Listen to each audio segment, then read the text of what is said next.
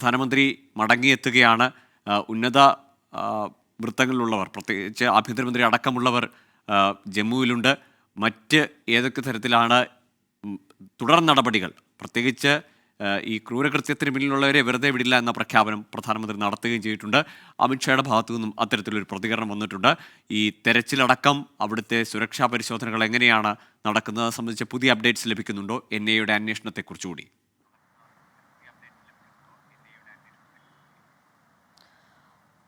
തീർച്ചയായും ഗൂഗിൾ ഇപ്പോഴും ഈ ഭീകര ആക്രമണം ഉണ്ടായ പെഹൽഗാമിലെ ബനസ്കർ മേഖലകളിലടക്കം ഇപ്പോഴും തെരച്ചിൽ തുടരുകയാണ്. സൈന്യവും ഒപ്പം തന്നെ ജമ്മു കാശ്മീർ പോലീസും സംയുക്തമായിട്ടാണ് ആ മേഖലകളിൽ ഇപ്പോഴും തെരച്ചിൽ നടത്തുന്നത്. കൂടുതൽ സുരക്ഷാ സൈന്യം അടക്കം ഈ പെഹൽഗാമിലേക്ക് എത്തിയിട്ടുണ്ട്. അതീവ സുരക്ഷാ ക്രമീകരണങ്ങളാണ് ഈ ഭീകരാക്രമണത്തിന്റെ പശ്ചാത്തലത്തിൽ ജമ്മു കാശ്മീരിൽ ഒരുക്കിയിരിക്കുന്നത്.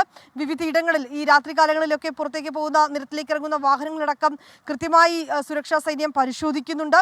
ഇന്നുച്ചയ്ക്ക് 2:30യോടുകൂടിയാണ് ഈ ഭീകരാക്രമണം ഉണ്ടാകുന്നത്. ഈ പെഹൽഗാമിലെ വിനോദസഞ്ചാരികൾ ഏറ്റവും കൂടുതൽ എത്തുന്ന ഒരു മേഖലയിലാണ് ഈ ഭീകരാക്രമണം ഉണ്ടാകുന്നത്. ഏറ്റവും അടുത്തെത്തിയാണ് ഈ വെടിയുതിർത്തിരിക്കുന്നത് എന്നുള്ളത് തന്നെയാണ് ഏറ്റവും ഈ നമുക്ക് പറയാൻ കഴിയുന്ന റിപ്പോർട്ടുള്ളത്. ഒരുപക്ഷെ ഈ സാധാരണക്കാർക്കെതിരെ ഇത്തരത്തിലേക്കുള്ള ആക്രമണങ്ങൾ നടത്തി ഒരു ഭീകരത സൃഷ്ടിക്കുക എന്നതുകൂടി ആയിരിക്കണം ഈ ആക്രമണത്തിന്റെ ഉദ്ദേശ ലക്ഷ്യമെന്നും റിപ്പോർട്ടുകൾ വരുന്നുണ്ട്. പ്രധാനമന്ത്രി നരേന്ദ്രമോദി സൗദി അറേബ്യയിലാണുള്ളത്. ഈ ഭീകരാക്രമണം ഉണ്ടായതിന്റെ പശ്ചാത്തലത്തിൽ തന്നെ ആഭ്യന്തരമന്ത്രി അമിത്ഷായുമായി അദ്ദേഹം ഫോണിൽ ബന്ധപ്പെട്ടിട്ടുണ്ടായിരുന്നു. ഉടനടി ജമ്മു കാശ്മീരിലേക്ക് എത്തണമെന്ന നിർദ്ദേശവും നൽകിയിട്ടുണ്ടായിരുന്നു. തുടർന്ന് ഇന്ന് വൈകിട്ടോടുകൂടി തന്നെ ആഭ്യന്തരമന്ത്രി അമിത്ഷാ ശ്രീനഗറിലേക്ക് എത്തുകയും അവിടെ ഉന്നതതല യോഗം ചേരുകയും ചെയ്തിട്ടുണ്ട്.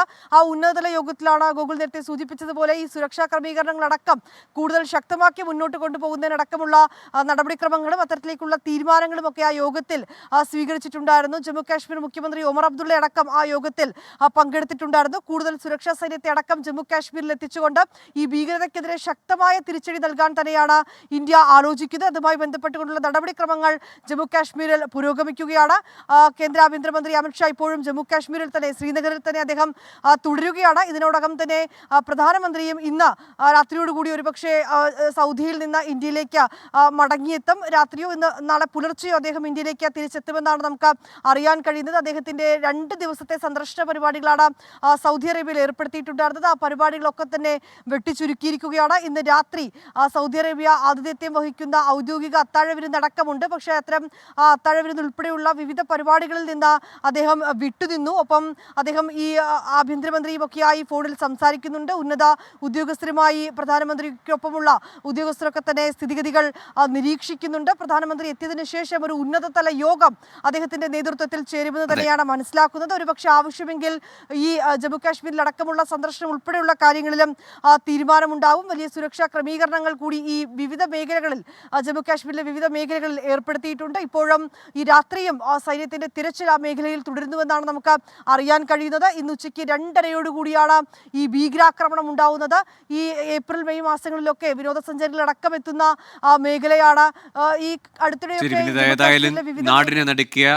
രാജ്യത്തെ നടുക്കിയ ഭീകരാക്രമണമാണ് ഉണ്ടായിരിക്കുന്നത്. അതിൽ 28 പേർ ജീവൻ പൊലിഞ്ഞു. അതിലൊരു മലയാളി, ഇടപ്പള്ളി സ്വദേശി, കൊച്ചി ഇടപ്പള്ളി സ്വദേശി രാമചന്ദ്രൻ്റെ കുടുംബം, മറ്റ് കുടുംബാംഗങ്ങളൊക്കെ സുരക്ഷിതരാണ്. പക്ഷേ രാമചന്ദ്രൻ കൊല്ലപ്പെട്ടു, ഭീകരരുടെ വെടിയേറ്റ് കൊല്ലപ്പെട്ടു എന്ന വാർത്തയാണ് ഏറ്റവും ഒടുവിൽ വന്നത്.